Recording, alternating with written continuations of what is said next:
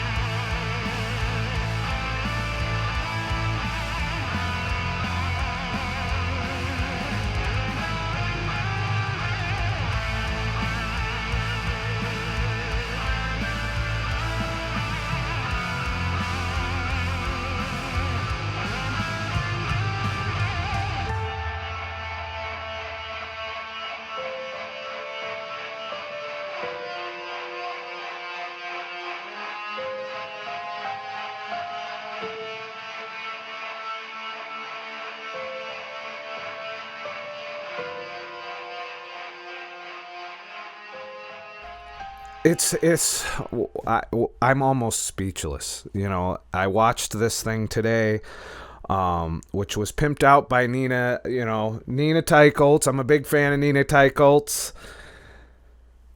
But I'm pissed that she made me watch this shit. I watched it thinking she'd be one of the presenters, too. She got to ask a question. Like in the whole fucking almost 8 hours of bullshit, she got to ask one fucking question. I believe she got shot down. I don't even fuck her. It was just so much bullshit. And I was so angry for so much of this shitty presentation. At first I was optimistic. It's hosted by an insurance conglomerate. Now, if there's one thing an insurance company could probably profit from, it's from everybody being fucking healthy and having to just pay their shit and never cashing in. By having to go to the fucking hospital for fucking 10 years at the end of their life. You would think the insurance companies would be all for this shit.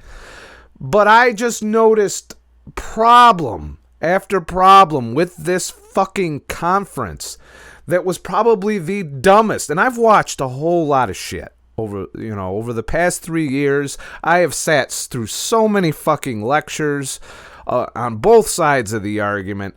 I've seen so much presentation for, against, you name it, for the diet and lifestyle choices that I've made, that I've all weighed accordingly and formulated an opinion, a very strong, biased opinion. I am biased for the low-carb, high-fat diet, mainly because I've done a lot of the shit that people are still preaching, and with the exception of the vegan diet, which I know vegetables, whenever I tried just eating fucking salads at one point, and I was fucking miserable. Now, does that make me an accurate judge of a vegan or vegetarian diet? No, I just know I was fucking hungry and miserable all the time, so that's why I was unwilling to try being a vegan or try being a vegetarian. And as I done this research, it just reinforced that when I've seen, what that diet entails, what you have to do to get by eating fake meats and shit and eating vegetables that arguably we probably never fucking ate, that we just started eating. And it, not to turn this into a big vegan thing, but the vegans were strongly represented in this fucking thing as far as speakers. They were allowed to present more, and what I noticed on the panels, the first panel I was excited. I was like, well, we got some heavy hitters here that are good health advocates. We had Gary Taubes. I forget the other fucker's name, but he just recently did another conference. He's a cardiologist, but they were so minimized. All the people you would want to hear from, at least halfway. I understand. I thought it was going to be a debate. I thought we were going to try and get to the middle ground by letting them go at it. And the closest we got to them going at it is when Walter Willett went up against Gary Taubes, and the moderator shut that shit down. I'm like, let them go at it. I want to hear them argue. I want to, one of the things that helps us make decisions is the argument in itself. And ultimately, you're going to see the flaws in one side or the other's data points when they argue, when they go at it. And there's always going to be somebody who wins the debate and somebody who loses the debate. I wanted to see some fucking debates. Let's get to the fucking chase. But no. Not only were the debates not possible, when you have a panel of people from different sides of an argument, and, I haven't read the papers that are from this, that were co-authored by people with supposed opposing viewpoints, and I probably won't bother reading them because I'm noticing that there is a little industry lean in the choice of experts. Now, granted, there are some heavy hitters in the low-carb community on this. I started watching around 7:30 a.m., the live stream, and I scrolled all the way back to the queue. But as far as I know, I'm not sure what time it started. I know that the second day starts tonight at 2:30 a.m. my time. I'm not going to be up for that. When I wake up, I will try and jump back to wherever the live stream is. But the parts that I saw were just, they made me angry. And we're going to go through a little bit of it. The sad thing is you can't watch this whole fucking thing. It's not available for you. First of all, the link to YouTube is currently unlisted and shit.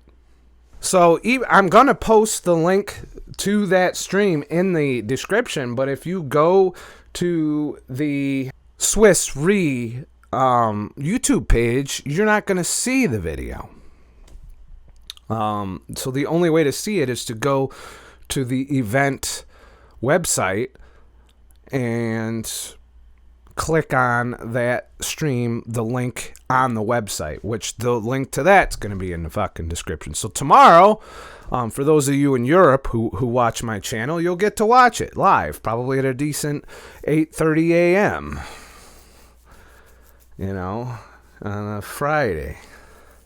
I assume most people are working during that time, and only assholes like myself who are able to be flexible can take the time to watch it, but it's while I'm sleeping and shit. There was just so much, it seemed like there was just so much leaning on the side of industry. Here's my summary of what I got out of this full day of shit. First conclusion, and probably one that I'm already on board with, is that our nutritional science is complete shit. There's no proof of anything in nutritional science right now. It's all disputable. It's all biased. It's all horseshit and hypothesis. There's no proven hypotheses in nutritional science yet.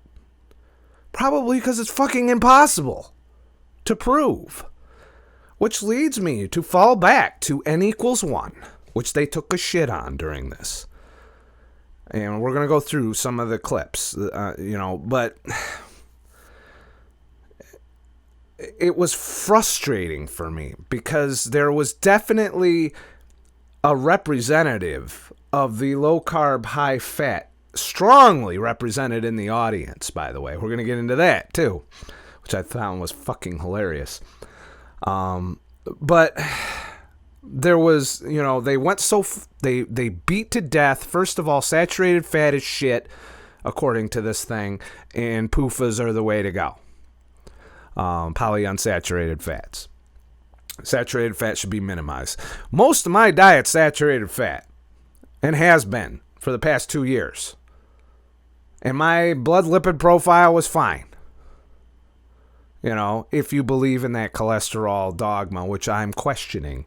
You know, triglyceride HDL is about the only thing I have faith in that thing. As far as LDL is all over the place. It can be easily manipulated. So when they start talking about LDL, I immediately know that they probably don't know what the fuck they're talking about, because there is no proof of that.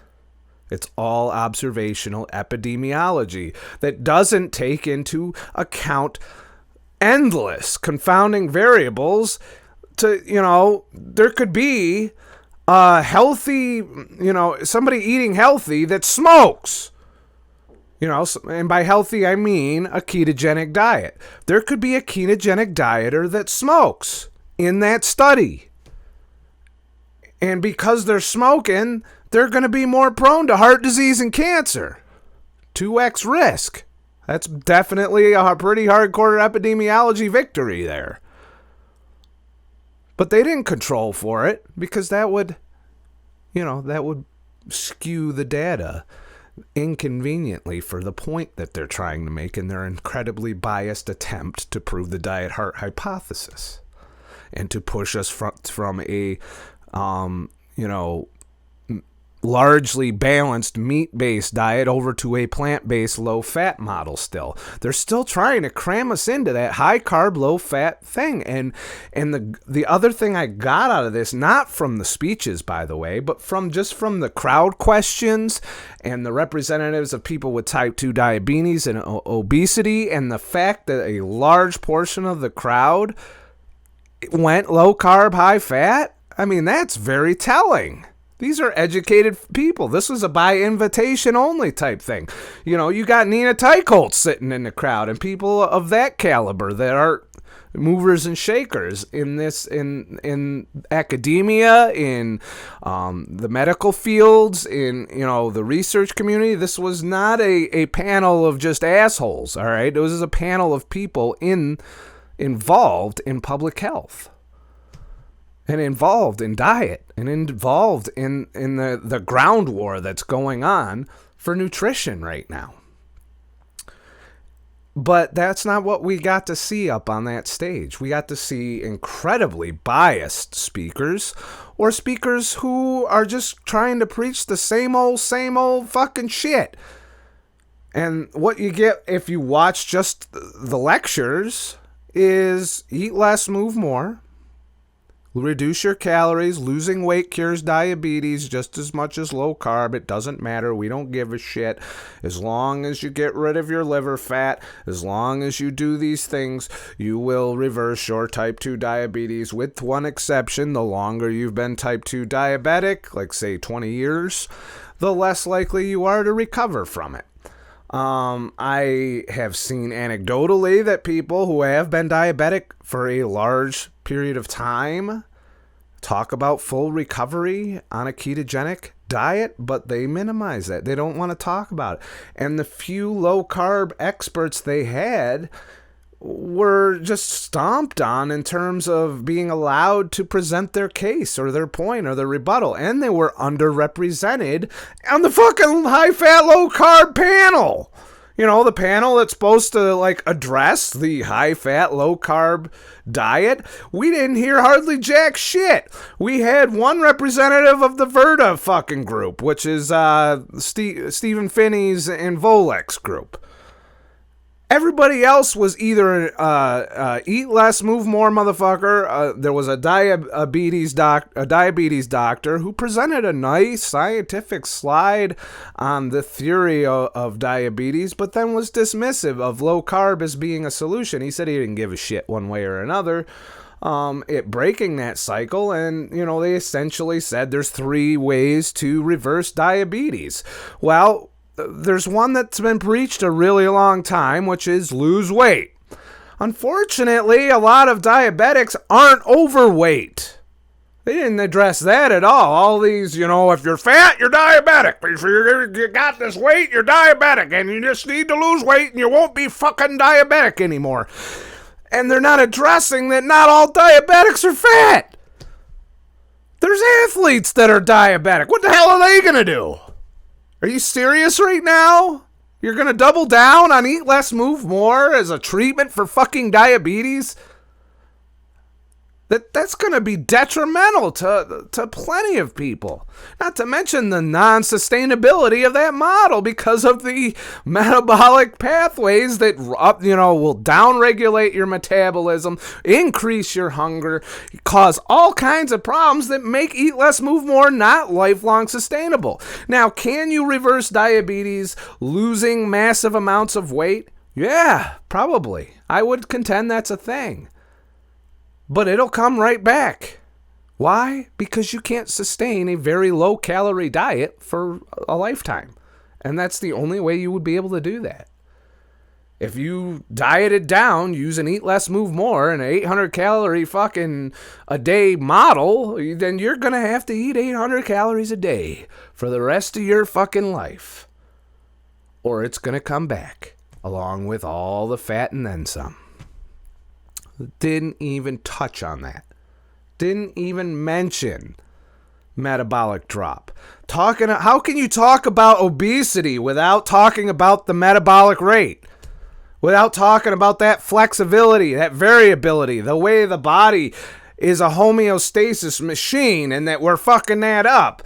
Not mentioned at all by any of the experts. In fact, I contend that most of the people on that panel, barring the ones that obviously do know what they're talking about, are just assholes. They're not experts. They're just fucking assholes. It's no different than me being up there, and I don't think I should be up there. I want to see fucking real experts with real data, with real experience, not theory-mongering and comparing fucking epidemiology all night, which, by the way, by the end of this, you're going to take a shit on epidemiology and nutrition because it's shit.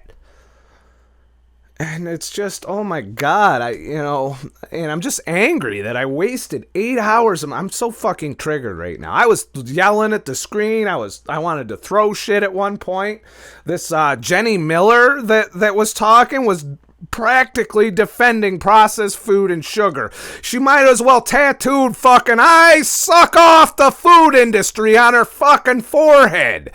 Because of the shit she was saying. We're going to play a clip of that. It's just going to piss you off if you're educated. And if you're not educated, it's going to mislead you into thinking, oh, I could still have some sugar and shit.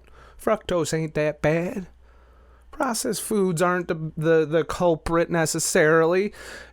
And every time I heard her talk after that speech, every time she was on the later fucking low carb panel. So you're going to put the motherfucker that wants to defend processed food and sugar on the low-carb, high-fat panel. That's not even technically an opposing viewpoint because processed foods contain a lot of fat. You should have I would have been more happy if you put fucking Dr. Greger in her slot. And I fucking am miserable with that motherfucker, but at least I would know what I'm getting there. Instead of some fucking corporate puppet preaching that processed foods aren't necessarily the demons here. Really? It's fucking ridiculous. So I came away from this pissed off that I wasted the whole fucking day watching it. And with the notion that pretty much the audience knew more about this shit than the panelists. And even as far as they put all here's another thing. It was distributed inappropriately. They put all the low carb advocate / experts on the first panel, which was to answer the question, what science should we believe? Which they completely didn't answer. And that's where some of the bickering between the vegans or vegetarians, I think he's vegetarian, and the low carb, high fat crowd happened, but they shut that shit down because it wasn't on topic. You can't talk about that. It's not on topic. Well, why'd you fucking put them there? You knew they were going to do that. They did it in the paper. But we didn't get their argument. We got they had another person, I guess, interpret all of the co-writers and then kind of try and find the middle ground. I might take the time to read their papers, but I'm just so angry with this that I might just say, this was fucking bullshit, chalk it up to another shitty fucking, publishing in academia, which has been full of shit for so long now that you can't even really trust anything. You have 50% chance of being wrong or right or whatever, and it's just so full of fucking horse shit that it's making me fall into the anecdotal n=1 camp. Because at least n=1, you're getting the story. You'll get the story from n=1 vegans, you'll get the story from n=1 ketos, you'll get the story from n=1 paleos, and then you can make the decision on who you agree with. You can actually try these things out and see what they do for you. That's what we're stuck with, and I don't think that's going to change. Certainly, none of these motherfuckers are going to figure shit out based on what I've seen today. So, bottom line, they accomplished nothing. I don't feel significantly more educated after watching 8 hours of this shit. And it's sad that this is who is trying to solve this. This is who our governments are going to listen to. There are people on the panel that I respect, but the process was miserable. They weren't given presentations. Hopefully tomorrow some better shit happens. I'll probably tune in out of morbid curiosity. But if tomorrow is a repeat of today, then we're doomed. The government ain't going to do shit. The industry's not going to do shit to help us. It's up to us at that point. And I'm just leaning into that it's up to us. We don't have a choice anymore. So, yeah. You could waste your time on the link below. If you want to watch it, prepare to be triggered because there's multiple bullshit things in here. There are a few nuggets of information which you can glean that are interesting. I think I found, the whole hypothesis on liver fat and pancreatic fat being the driver of diabetes. I kind of agree with that, though he didn't really get, to the methodology. Obviously, you prevent fatty liver and you prevent pancreatic fat by lowering carbs, by not over consuming. And these are all things accomplished by the low carb, high fat diet that the high carb diet does not accomplish. Why? Because high carb diets leave you hungry and spike your blood sugar. And when your glycogen's full, excess blood sugar becomes fat. And not the good fat, the fat that's in your liver. But no one really talked about that either. There was just so many big holes. And having studied this as long as I have been now, they stand out to me. And the sad thing is, many of these panelists have been studying this shit and doing this shit for 30 years, 40 years in some cases. I've been at it for a couple years. And who the fuck am I? I'm some dickhead on the internet that drove a truck, lost some weight, and feels fucking great. That I talk from experience, not theory, not fucking epidemiology. These are things I tried. What worked? What didn't work? I'm not perfect. I could be wrong now. As I make this fucking video a couple years down the line, I might look back and say, wow, I was a fucking moron. Could happen. But so far, I feel that I'm doing the best I can with the information I've been given. And it's working. And I will keep doing it as long as it's working. And that's all we can really do. That's the bottom line of this shit. So let's get into some fucking clips so that I don't take 3 hours on this video, because you're going to need all the time in the world if you decide to waste your life watching this fucking conference, because it is a fucking waste, complete waste of life. And I grew up in that context, drinking many glasses of milk a day and for eating mashed potatoes, roast beef, and gravy. But as the evidence came in, my diet has shifted pretty far away from that. And I can say it's much more enjoyable. I'm an omnivore, but a more Mediterranean type diet with largely plant-based. And I think Zoe's wrong, although I agree she was right when she started looking at the data in the early 1990s. This recommendation to consume low-fat, higher carbohydrate diets was not supported by any evidence at all. In fact, what I realized at that time was that there was pretty much almost no evidence on the long-term consequences of diet, which is why we set up our long-term cohort studies beginning in 1980 to actually track people's diets and what happens to them.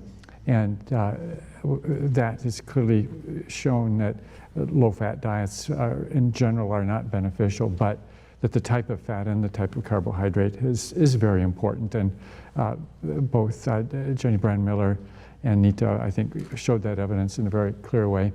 And also the point that in some ways, we shouldn't trust without question any study, any line, any type of study. We should look at every study critically. And they are all going to be imperfect. We have to live with this. You can wait for Gary to do the perfect study, but I can tell you you'll be dead first. And probably your grandchildren will be as well. And we really will have to rely on the combination of all of the evidence, weighing its strengths and weaknesses. I think Zoe is wrong that epidemiology studies are all over the place, inconsistent. If you read a lot of newspapers and radio, you will maybe get that impression because they're always hyping the latest study that's different from anything else and rarely publish a confirmatory study. And these are often the weakest evidence, weakest studies that are being cited. And I totally sympathize with the public in terms of being confused. I would be confused if I didn't know much deeper the evidence. But like Dr. Schultz showed, that if you look at the Mediterranean diet observational studies, there were about 15, and not a single one showed a positive association.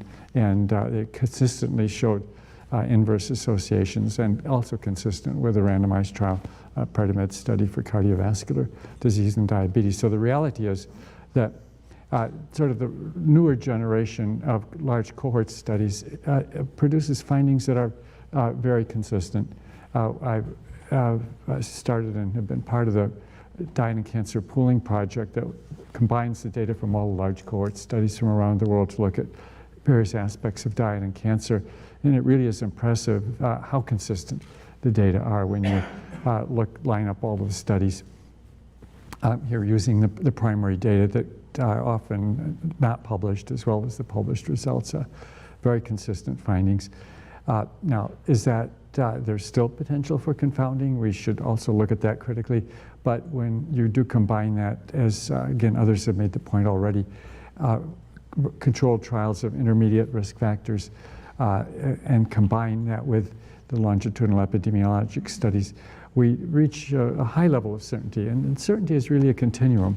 And we are, where there may start from a neutral position, but as the evidence piles up, we can get closer and closer to a high level of certainty. We probably will never get to 100%. You can have the world's perfect randomized trial, but they'll never be perfect for all the reasons that have been mentioned. But so you have a professor of epidemiology essentially defending epidemiology there. Also, consequently, vegetarian Mediterranean. So it's kind of a high-fat vegetarian diet, I believe, if he's doing the olive oil shit. But, there's other parts of this lecture where he stated that, pretty much the whole fat is bad, meat is bad, red meat is bad, that kind of stuff. And it's all based on epidemiology. He's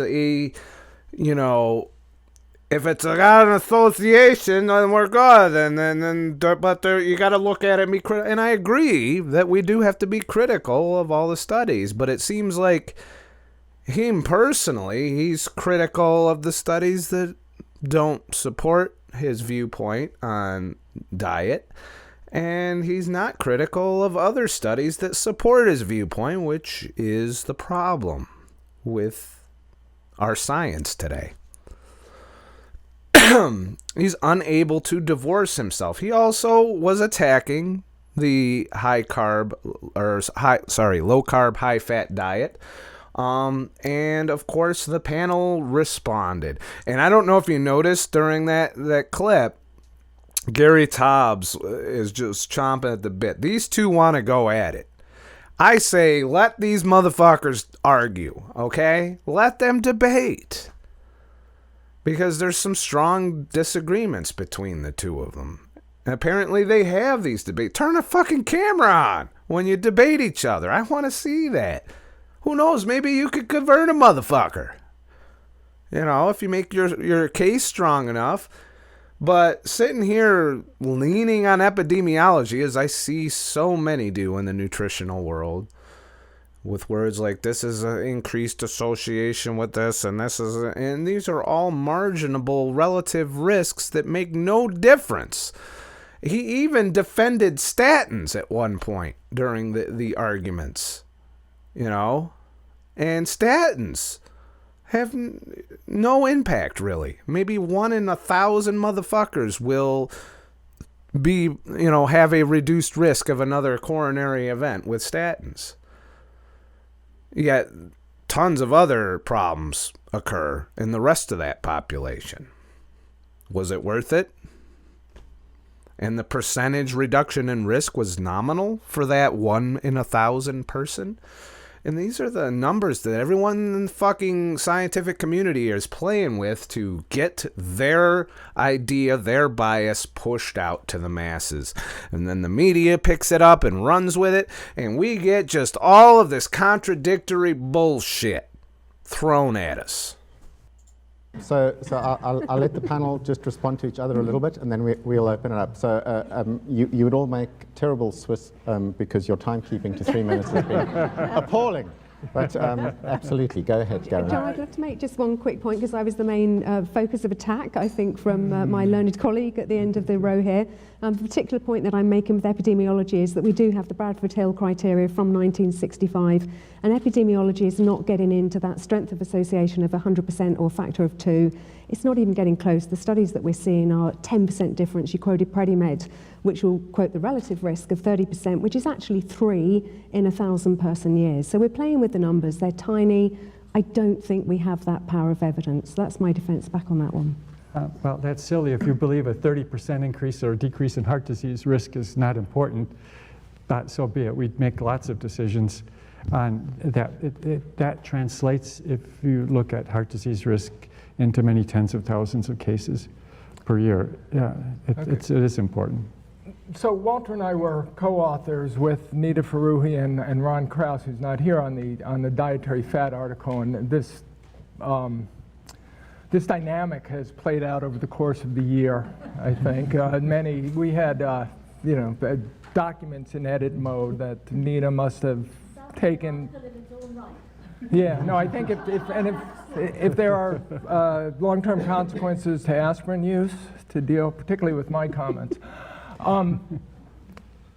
I find Walter's arguments, and he knows this, and we've fought about this publicly and privately, sophistic on many levels. So this isn't climate change. So when we're talking about climate change, whether you believe it or not, yes, it's true, we have one Earth, and it's always a reasonable thing to say it's because we don't know what's going to happen that we should act to prevent it, is a completely reasonable assumption. In this case, when we're talking about diet and health, and even cigarettes, it's a separate issue. So whether or not cigarettes cause lung cancer, removing cigarettes from your lifestyle seems to be a reasonable thing to do that is not going to cause harm. And back in 1981 in the British Medical Journal, there was a seminal article written on public health epidemiology, and the argument made was that, and this is in our dietary fat argument, that if you're arguing to remove an unnatural aspect of the environment or the diet or the lifestyle because you will be healthier. That's a reason why you can make it a public health benefit. So you can argue to remove trans fats. It's one reason why I don't disagree, because trans fats are certainly an unnatural aspect of our diets. You can argue to remove cigarettes because cigarettes are not something we've been consuming for 2.5 million years, as Zoe put it. You can argue, back when we did argue to remove saturated fat, part of the basis of that argument was that the high levels of saturated fat or high levels of fat in the diet were unnatural. It was based on questionable or debatable assessments of Paleolithic diets, but that was the argument. When you're arguing something based on epidemiology, that we should all eat, for instance, plant oils instead of animal fats, now you're arguing that we should eat something that's relatively new to human diets, many of the plant oils that we consume, or if you're arguing that, and we should remove animal fats which have been in human diets, depending on form, for, again, millions of years. So that's a fundamentally different argument. And the way I think about it is, I think, in effect, what I'm being told on a base level is I'm feeding my children right now. I'm one of these people who thinks butter's a health food, and I hope I'm right. And I can act like that in my own family. I don't think I'm doing my children harm, but I'm being told that if I switch them from butter to corn oil or soy oil or rapeseed oil, they will live longer. And I have no way to know. I will never know, in fact, whether they're right. If my kids live to be 90, I won't know if they live to be 100 if they had stayed on butter. It's a hypothesis that I'm being asked to act on. And before I act on that hypothesis, I want to know. I want to have harder evidence than when we look at healthy people in populations and we compare them to unhealthy people. Jenny made this point discussing carbohydrates. I forget what it was, but people who eat white bread are very different than people who don't. And people who eat vegetarian diets or plant-based diets are very different than people who eat meat-rich diets. And people who eat sugar-based diets are very different than people who avoid sugar. And we may be comparing incomparable people. People who have a whole, and I hope John Ioannidis will talk about this, a whole universe of factors that go with these things. And I want to have better evidence before I switch my kid's diet.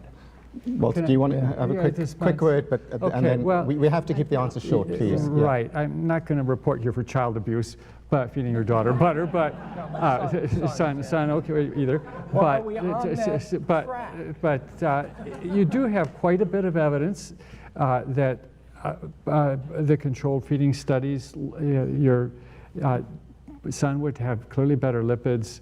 And I'm expanding this to other animal fats. He will have just as good other lipid fractions. If you want a long-term tested thousands of years, you can use olive oil. That's readily available. These plant oils, they're not like trans fat. These have been part of our diet, maybe not in quite the amounts, but they have been part of our human diet. They're not artificial chemicals like trans fats were, and we have. So you're going to tell me that 10,000 years ago, or even 100 years ago for that matter, 150 years ago, that prior to Crisco, that we were consuming vegetable oil? This processed crap that's in just about every fucking food? Are you fucking kidding me? You said that with a straight face. So, Gary Taub's right on point. And you have this Harvard motherfucker that's preaching epidemiology, and he makes a statement like that. And this is who's educating the next generation of scientists. This is the foundation that academia is being built on. And then you wonder why people are turning away from the experts. Vegetable oil is not good for you. It's not. I feel like shit anytime I eat something that has vegetable oil. I shouldn't.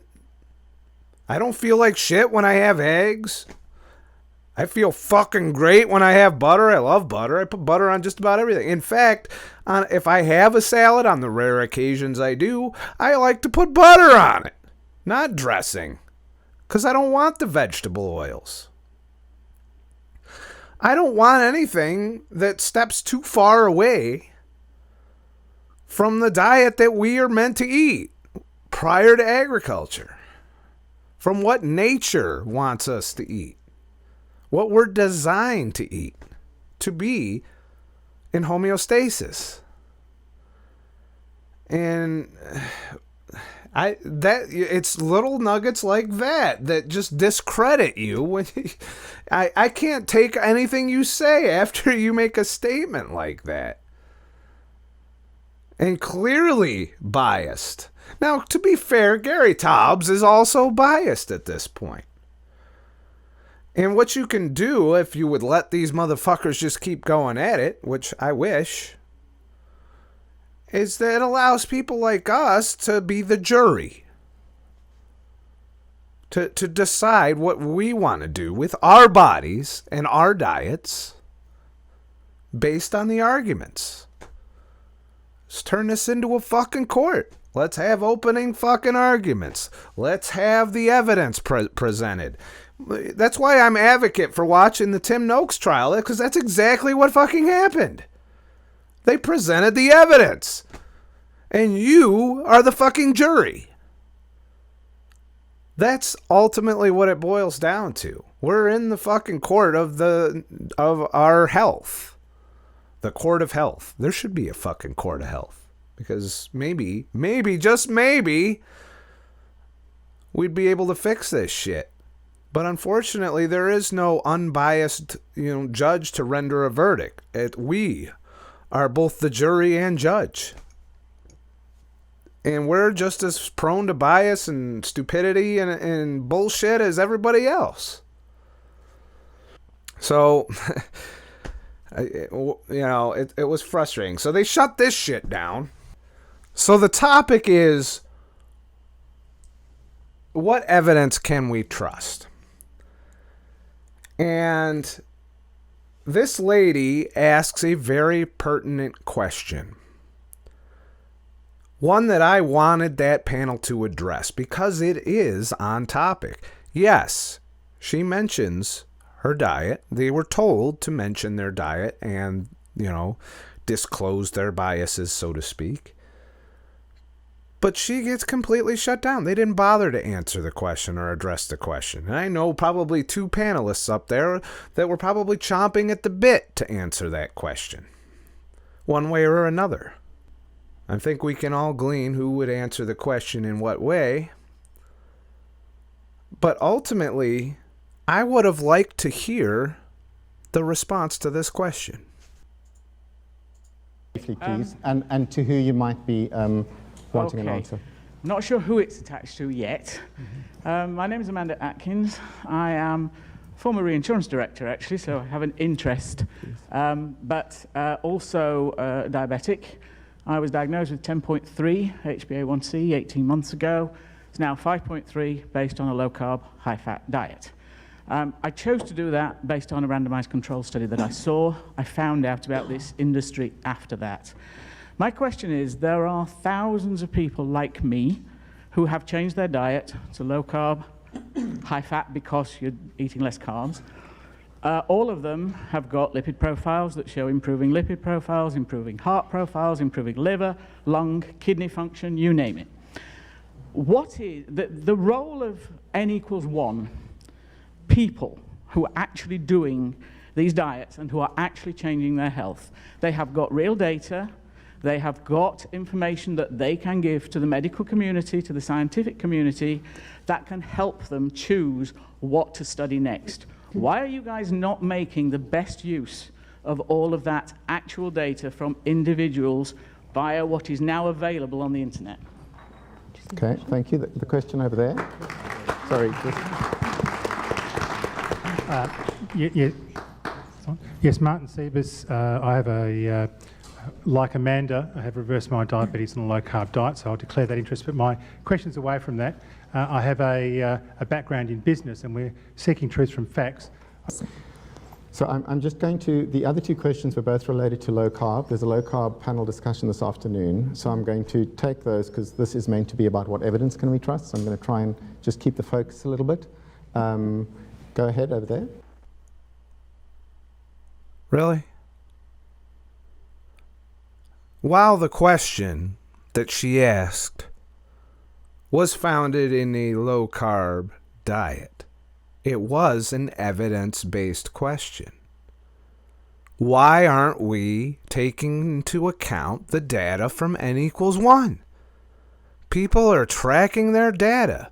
You'll do a fucking large-scale epidemiology study consisting of questionnaires given to motherfuckers, but you won't take their labs that they're fucking doing on themselves that are showing their A1C, their blood lipid profile, all of this hard data that they can get and prove that it's legit by getting the doctor's stamps of, yes, we did this test, motherfucker.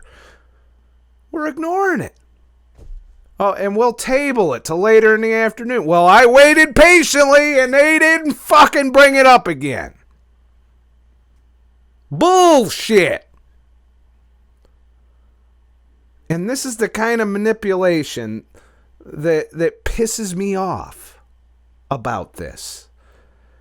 And I came into this thing thinking that this would be an unbiased moderator. And maybe they're just being dumb. There is that possibility. But when I look at who's on the panels, who gets the presentations, you know, I'm very disappointed. I really hope tomorrow's better. Or maybe before I got into this, maybe before even though I rewound all the way back to start it out, eventually I caught up because of the breaks.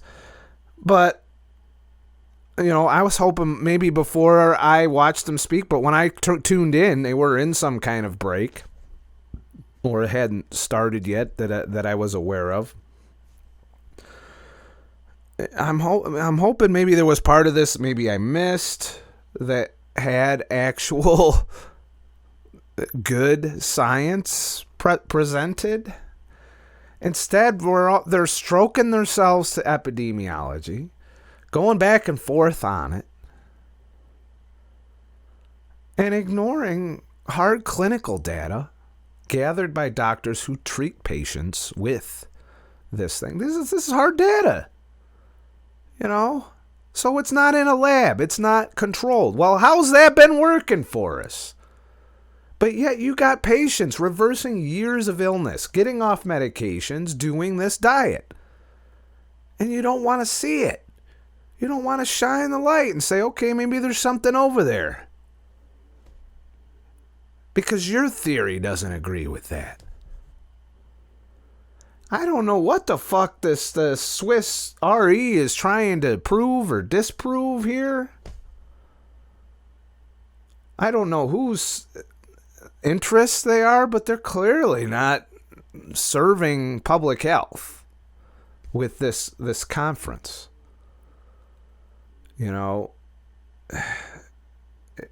yeah, you're in a hurry. You want to move things along. But when these moments of brilliance occur during one of these conferences, you don't brush past them. You let them happen. Even if that means you got to push the schedule a bit. Maybe put in a 12-hour day. Oh, that's rough. I'd sit through the extra time if I was there. After all, most of these motherfuckers had to fly there and, you know, make it worth their while. You know? I mean, most of the audience was fucking high-fat, low-carb. I'm pretty sure they weren't getting hungry and didn't need 3 snack breaks, but, you know, that's just me. So, we're going to have questions from the audience now. I just want to ask, how many people in the audience would consider themselves to be currently on a reduced carbohydrate, increased fat diet? Mm-hmm. You got them all. Okay, that's pretty good. Well, is that pretty good? I might put my hand up slightly tentatively. Is anyone in the audience who consider themselves to be on a high carbohydrate, reduced fat diet? A few people, goodness me. And that's through just because that's the nature of the eating, or because that's what you've chosen to do for health? I will have to find out. Do feel free to grab the microphone and give your justification. So I'd like hands up, please, and I'll take 3 at a time, if that's all right. So that was my favorite moment of the whole fucking thing right there. I was cheering. I was like, despite all the bullshit going on, the really smart motherfuckers in the audience, and all of them, like I said, these weren't just normal shitheads off the street. These were people who were experts in their fields. They're going to go out and teach people how to do this shit, that are going to help our really fucked up medical system supposedly give nutritional advice eventually. I assume that's the goal of this, is to get the doctors on board with the public that has pretty much starting to say, hey, I mean, we're turning on them. We're ignoring all of that shit. That audience is ignoring all them motherfuckers up there. They're on their high-fat, low-carb diet. Why are they on it? Because they feel fucking good. They're not hungry. They lost weight. They fucking have cured their diabetes. They've, lowered their blood pressure. Their blood lipids are all good.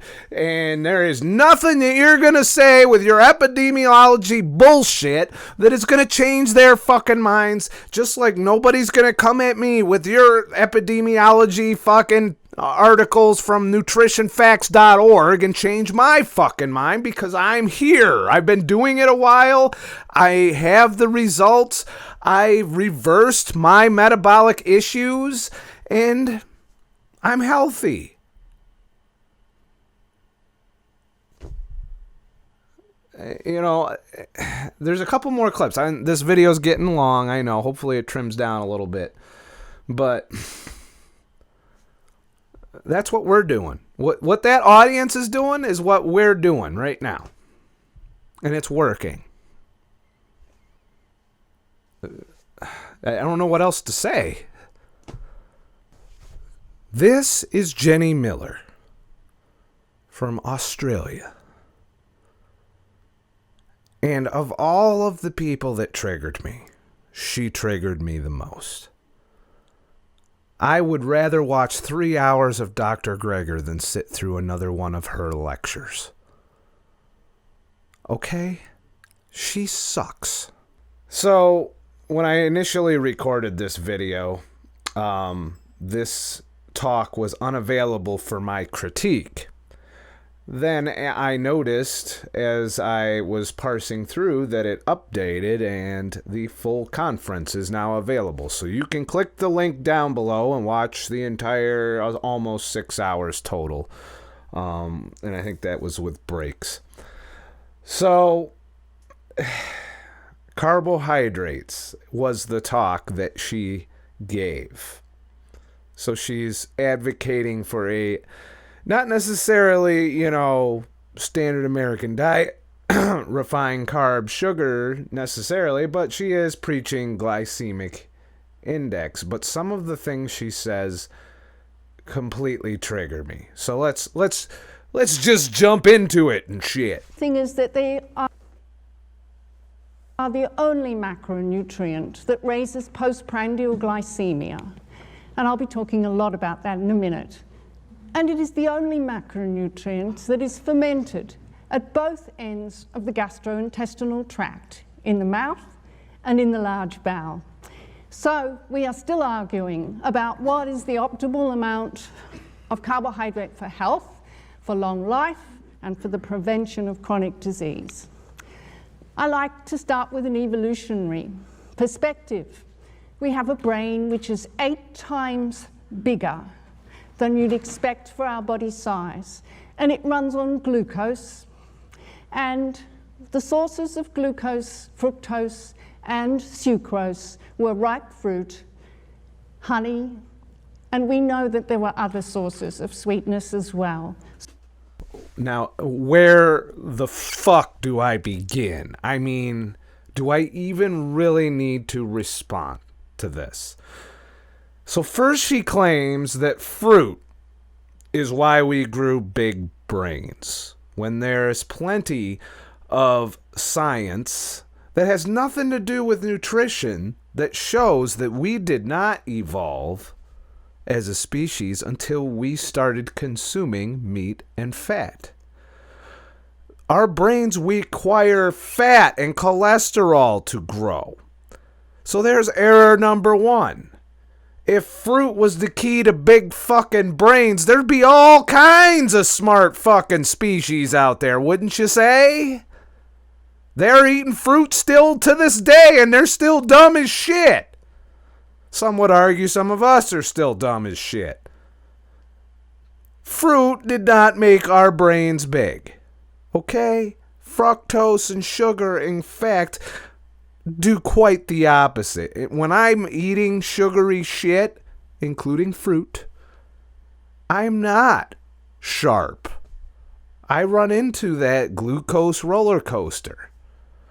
The other thing that she's saying that is completely untrue is our brains are fueled only by glucose.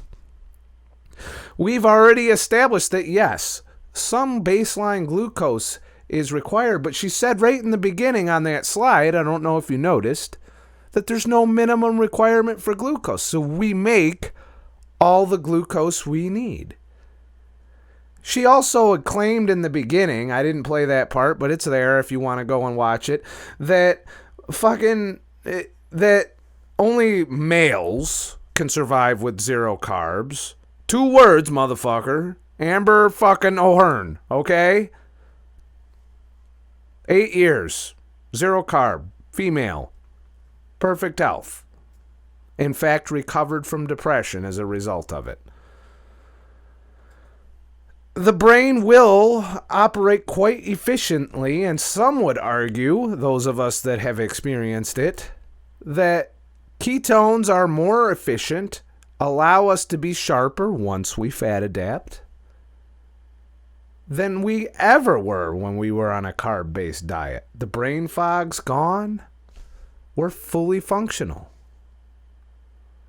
So she's just spouting off horse shit mixed with a little bit of carbohydrate science.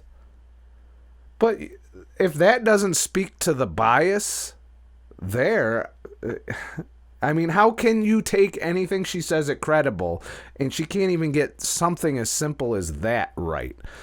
A fucking first year, student studying biochemistry knows better than that. What are they teaching people in fucking Australia? That's what I would be worried about. So the Hasda in Africa got 15% of their energy from honey. So, did carbohydrates make us human? Some people think they did, because raw starch is not digestible by humans. Cooked starch releases not only energy, but also lots of micronutrients. And cooked starch is a source of glucose, a better source of glucose than sucrose. And it's fuel not just for the brain, but also the fetus. The fetus grows on the mother's maternal blood glucose.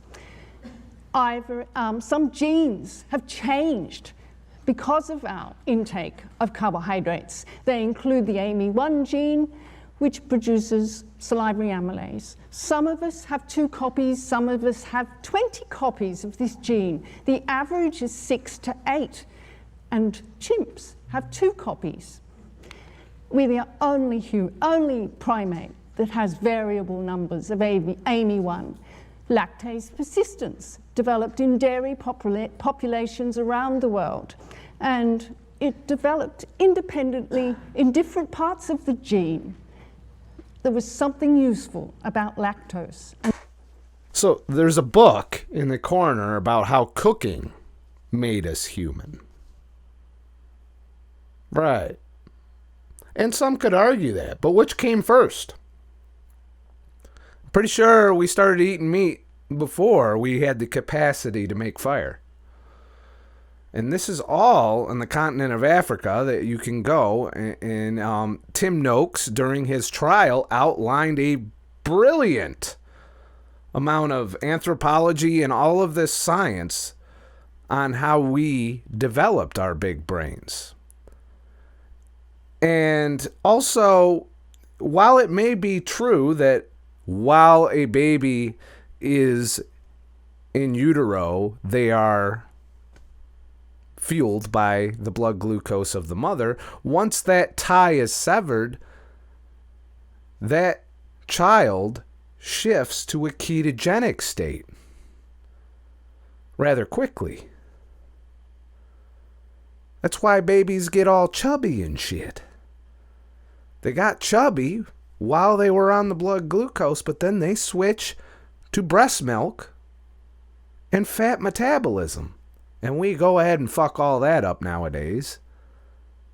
But if you were to wean a child onto a high carb diet, you're going to have an entirely different developmental result than if you put them in a low carb, high fat diet. And a low carb, high fat diet might allow them to develop better. This is my opinion. Don't go doing whatever based on my shit. But definitely don't go doing whatever based on her shit either. There is no credible science that she presents in this talk. She's citing, I don't even know what the hell she's citing, what she's basing this shit on. She got a picture of a fucking book as evidence. Might as well put the China study if we're going by that. You know, if we're calling books science. Not even people who write books present their books as science. But, you know, given the flaws of science, how can we even take any of this shit seriously? And there was something useful about starch. And of course, with the agricultural revolution came much higher intake of grains and starchy foods, but also deficiencies. Vitamin deficiencies, reduced height, and dental caries. So agriculture came, and we started eating lots of starch. We learned to make bread and shit eventually. So what happened? We shrunk. We had dental problems. If you look at the art and depictions of ancient Egypt, one of the inventors of agriculture, some would argue it was invented at the same time in different places,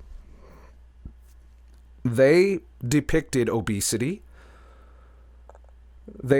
Mummies showed evidence of heart disease.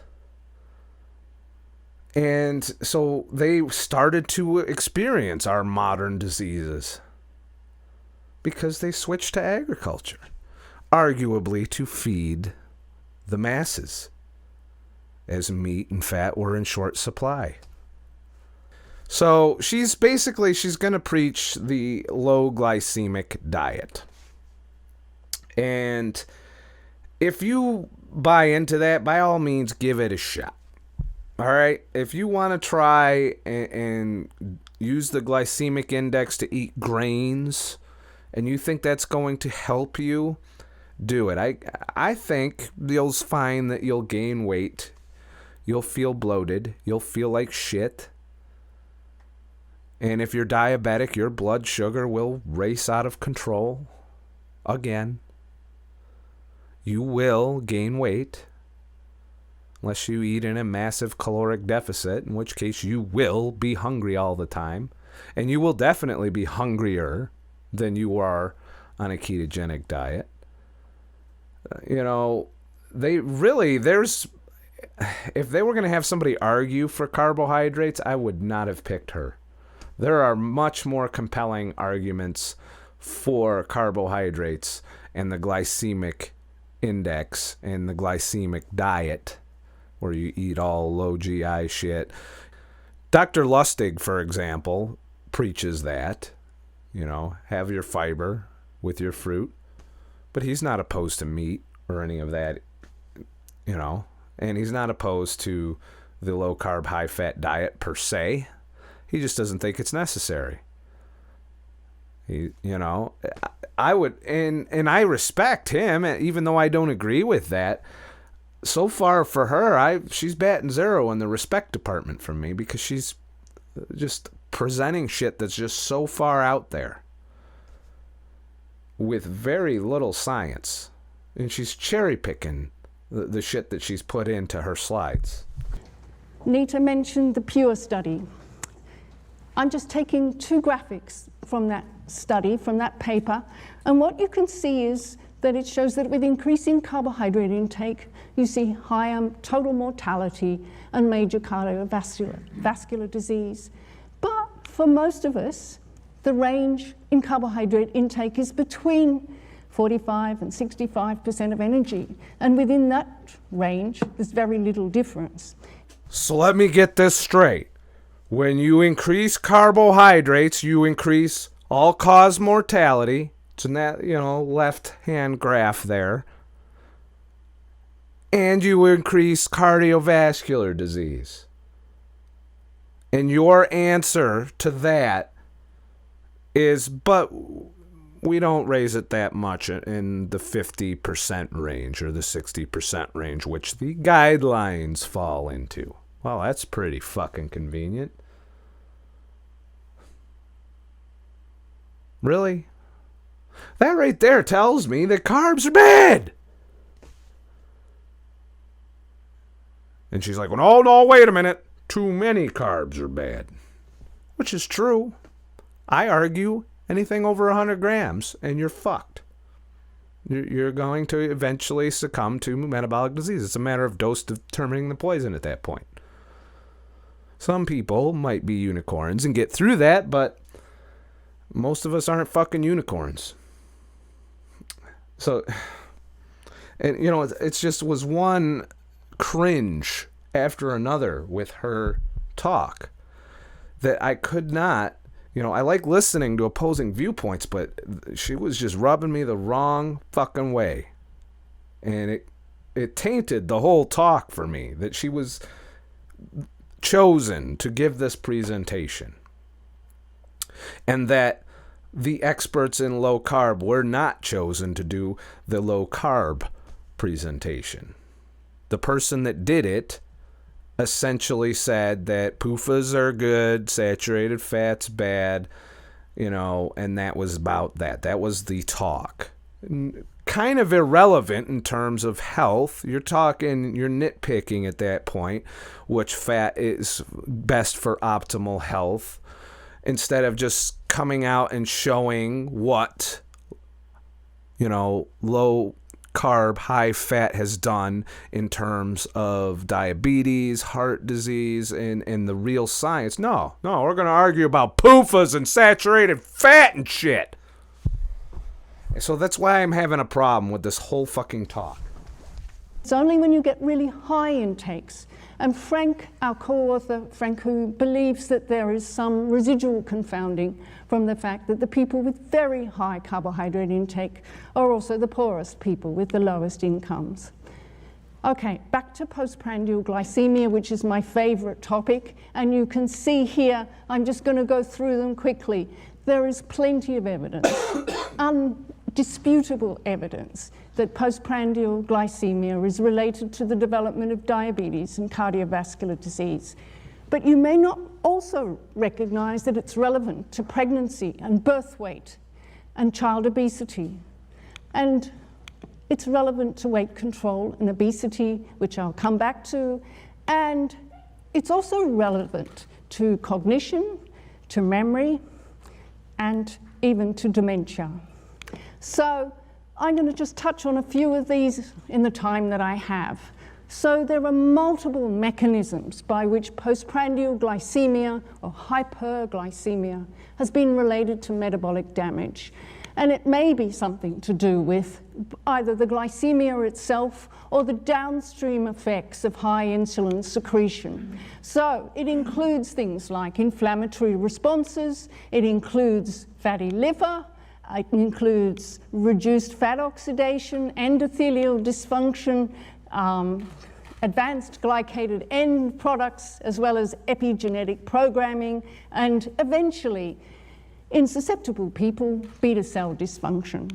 So, a fact that is really underappreciated. There is no meaningful relationship between carbohydrate chain length, simple versus complex, or between fiber contact and postprandial glycemia. It is one of the take-home messages I really want to leave with you.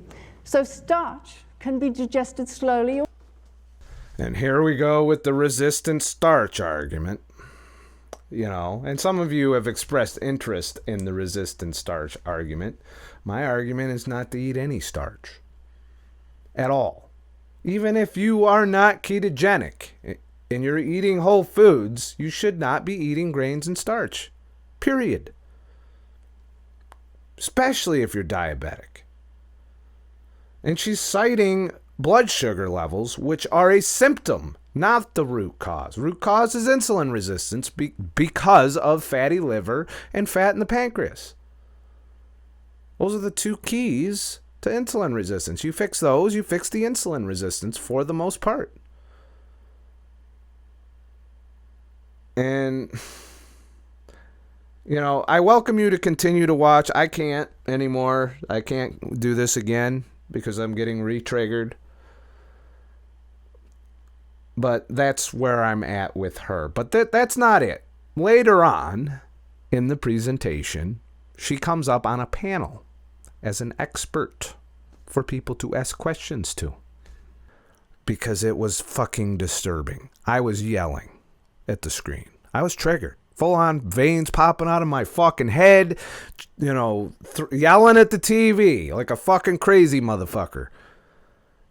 So here's a sample of her logic, and I'm just going to play it. And you can make the decision on what you think of her being on that panel to begin with. I think she was grossly unqualified to even speak on the subject. And what panel is she on? Low carb, high fat diets. Public controversies and shit. That's what she's on. Why is she on that panel?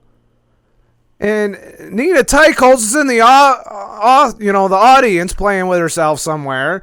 Gary Taubes is actually in the audience during this. Why isn't he sitting up there? You know, we got one low carb motherfucker on the panel talking about low carb. The rest are eat less, move more, doesn't matter how you lose the weight as long as you lose it, motherfuckers. And her, the processed food is okay for them, bullshit. And that fat is bad for you. I mean, she defends processed food. You don't have to take my word before it.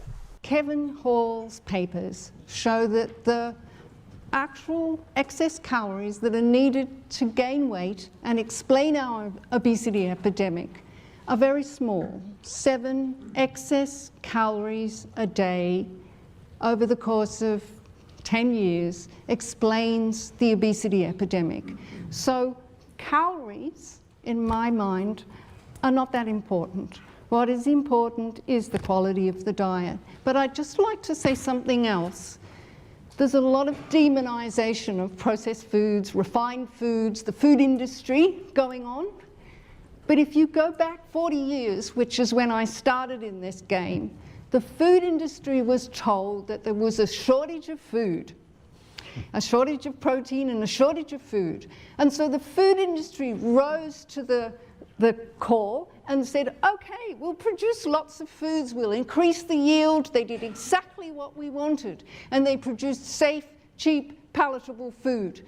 So in my mind, we just got too much of a good thing. And now we need to control ourselves. I think we have to say the snacking and the marketing and that there's a whole host of other stuff going on, isn't there? But I take the point. Even the fucking moderator took a shit on that one.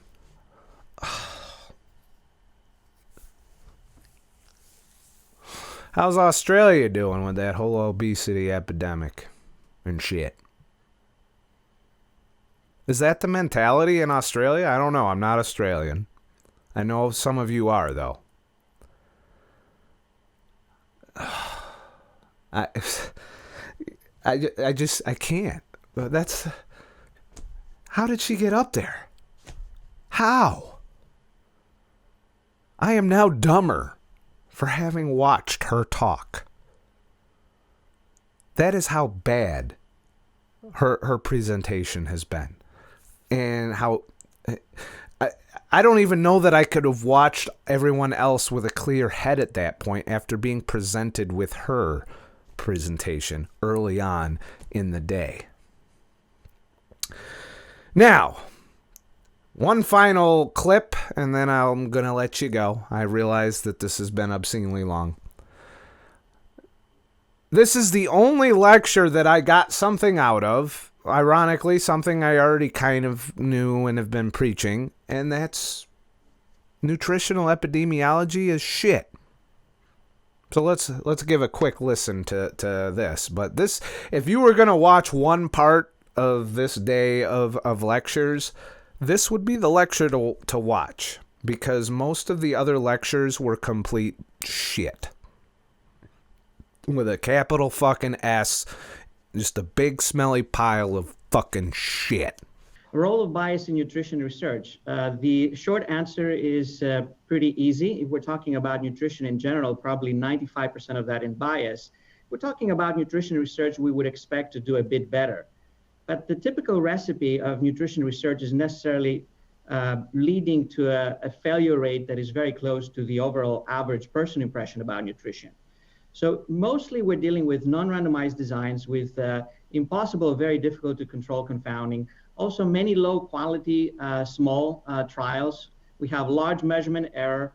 We have cherry picking among multiple hypotheses, post hoc analysis, selective reporting, very lenient statistical tools, no registration, limited data sharing, very strong beliefs driven by cultural, religious, personal views, and what more. Lots of white hat bias. A lot of us really feel that we can save the world and our opinions might save the world. And finally, strong financial interest from big food that may modulate the literature. Now, you can watch the rest of it, in the questions that he addresses, but when it comes down to it, that is a pretty accurate assessment of nutritional science. That's where we're at. So it's one of the reasons when somebody's all like, well, this study shows this association and this is increased risk of that, and blah, blah, blah. I don't give a shit. I've looked at it. I give a shit about results. I give a shit about how I feel. And I'm willing to take the chance to figure out what works and what does not work for me. And a lot of people who watch my shit and comment and talk about their experiences are doing the same fucking thing. And we're all learning this on our own because the experts and the scientists and the academics are failing us. Because they're so full of their own shit that they're unwilling to listen to us. Much like that lady, the N=1 there. Why aren't you listening to? We have the technology to communicate. We have all of this data, people on social media just posting their numbers. They could easily just take that in a little email of their fucking labs to be studied. But no one's doing that. They all want to prove their own little hypothesis. And if they don't prove it, guess what? You don't fucking hear about it. Or if they can't get somebody to fund it, because no food company or no fucking pharmaceutical company wants to fund it, it doesn't get funded. So we're left to do our own experiments. Because for the last 40 years, they did an experiment on us. The low-fat diet. And look where we are. The results are in about fat. Low-fat diets are shit. Refined carbs and processed foods are shit. Sugar is shit. We have the data. We have the proof. And if there's one thing that we can agree on, it's that processed foods are shit. Except for Jenny Miller. Apparently she's just all, well, we need to feed the masses, so let's feed them unhealthy fake food. That's safe. How safe is it? How many millions of people are dying from metabolic syndrome? Is that fucking safe? Really? Is all this disease safe? Do you feel safe? I don't feel safe. I don't want to run down and get me another box of Pop-Tarts as much as I love the motherfuckers over the years. Because it's not fucking safe. Believe me, if Pop-Tarts were safe, I'd be stuffing my face with them, and I'd probably weigh a hell of a lot more than I do now and have blood sugar problems. Not to mention the blood pressure was starting to creep up at one point. So, yeah, not safe. And you might be buying us some time. People aren't going to starve. That's true. That's the only argument, and that's the only argument she made, kinda, in her own ignorant way, is that we had to feed the masses. There were areas of famine. There was malnutrition. And that's probably what gave rise to processed foods. I agree with that to a degree, but it wasn't the right answer. There could have been other solutions, I believe. You know, we have the resources. We've had the resources to feed the population, at least in this country. And arguably, given the logistics technology and the fact that you can get a banana all year round, that tells me that we could, especially if working with other countries and working together towards a common goal, provide the world population with whole foods. Or if we all just bought local and ate local, we'd be able to do that. Well, now the argument's, well, what about all the people in the cities? We have the logistics to grow, and within a day. Most large cities are surrounded by rural farms. And if you just refined the practices of those farms, you could easily provide the population with healthy whole foods. We have the logistical technology to do that. We have fucking drones and shit. You know, I mean, really, we have the technology to get food very quickly from point A to point B before it goes bad and shit. But what the fuck do I know? Because I'm not an expert, which means I could have sat up there next to Jenny. I'm just a fucking asshole. Please, if this video helped you in any fucking way, you can go to ScottTheTruckDriver.com and leave a tip in the virtual tip jar. And I want to thank those of you who have been very generous this month in doing so, because you definitely have helped me continue to keep this channel going as we approach 8,000 subscribers. We're not there yet as of this recording, but we're in range. It'll happen. And you know, please like and subscribe, comment. Let's get some dialogue going and talk amongst ourselves. Are you having good results? Are you having bad results? Are you having problems? Talk to each other, too. Don't just wait for me to get in there. You know, get into the comments and read. This is a community. We're sharing knowledge. There's people that challenge me, and that's fine. I'm happy with that. Especially the ones that do so constructively. But talk to each other. Share your knowledge, and I could learn from that. Seeing you all go back and forth on shit. You know, let's keep this conversation going. You know, let's if you have an opposing viewpoint, state your data, state your proof, state your experience, not just some fucking epidemiology study that you read somewhere that supports your hypothesis. Did you do it? Did it work for you? Is it working for you? This is the important stuff to share. We can all post links to shit that supports our shit all fucking day. But at the end of the day, did it work? Is it working? And are you happy with it? Is it sustainable? Are you going to do it the rest of your life? That's the question.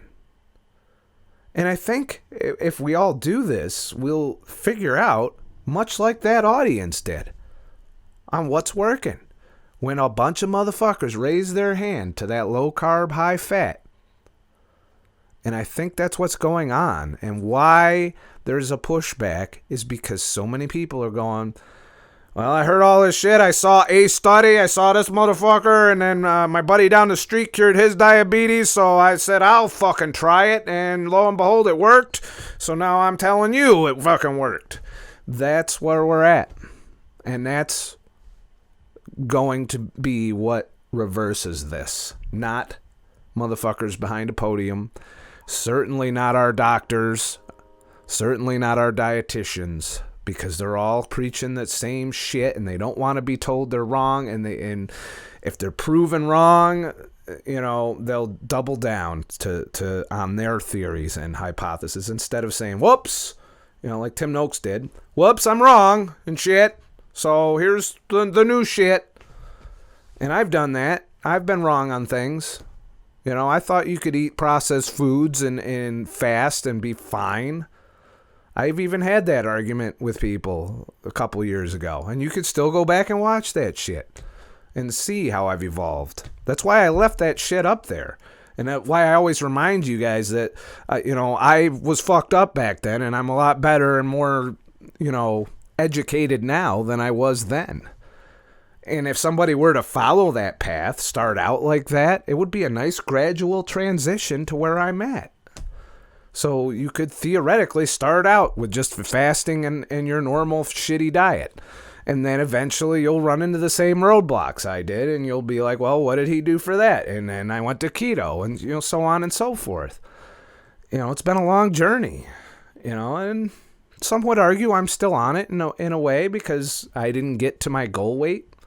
But some would also argue that, hey, you're healthy, you feel good, you're not hungry all the time, you're not gaining weight or regaining weight. Maybe you should just fucking be happy and call it. You know, I still like to experiment, though. That's me. So thank you for sticking through this long-ass video. Because this video was so fucking long, because the last video was so fucking long, I'm just going to leave it at 2 videos this week. Maybe a live stream Sunday, if I feel up to it. Can't guarantee it, though. Have a nice motherfucking day. And shit. And don't watch Jenny Miller. I mean, she's so full of shit. I was really miserable with her. Am I wrong? You know, are you a fan of Jenny Miller? Let me know in the comments. Maybe there's a talk out there that redeems her in some way, but her presentations in this thing drove me fucking nuts.